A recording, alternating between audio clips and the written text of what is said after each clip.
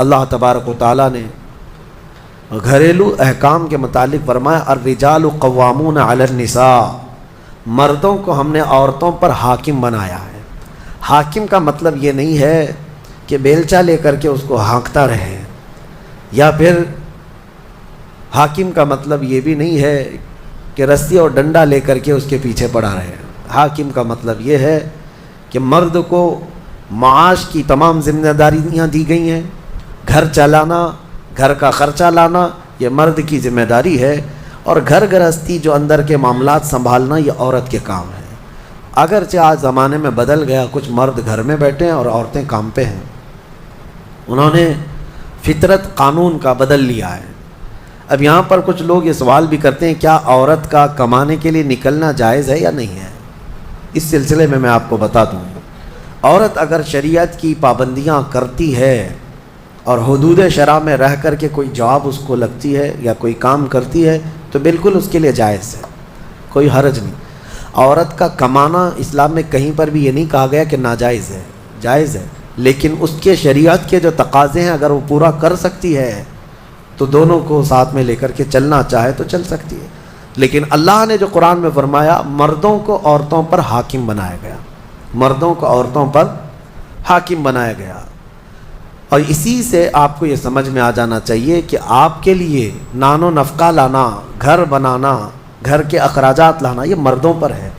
کچھ بیچارے بھکاری لوگ ہیں جو عورتوں کے اوپر اس قدر ظالم بن کر کے بیٹھے ہوتے ہیں کہ وہ سارا خرچہ سسرال سے ہی چاہتے ہیں کہ عورت کا جو مائکہ ہے یا اس کا مرد کا جو سسرال ہے وہیں سے وہ سب کچھ لانا چاہتے ہیں۔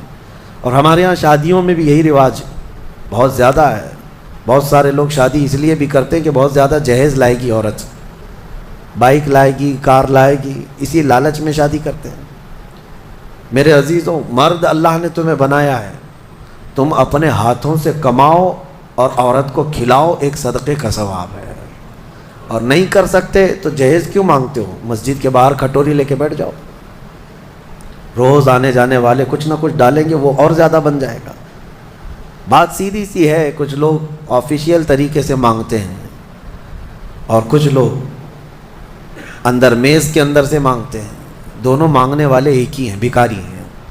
مردوں کو اللہ تبارک و تعالیٰ نے اس کا حکم نہیں فرمایا۔ عرب میں جا کر کے دیکھیں، شادی کرنے کے لیے جب ہم وہاں یہ کہتے ہیں کہ ہندوستان میں عورت جہیز لاتی ہے، عورت کا باپ کپڑے بھی دیتا ہے، پیسہ بھی دیتا ہے، تو وہ اچھل جاتے ہیں، کیا ایسا بھی ہوتا ہے؟ ہم کو لے چلو، ہمیں وہاں سے شادی کروا دو۔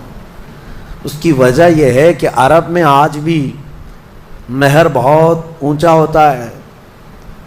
صرف سعودی کا مہر 50,000 ریال عام عورتیں مانگتی ہیں، عام عورتیں 50,000 ریال کی بات کر رہا ہوں، تقریباً 11-12 لاکھ روپے ہو جاتے ہیں۔ تو نارمل مہر جو ہے یہ رکھا جاتا ہے۔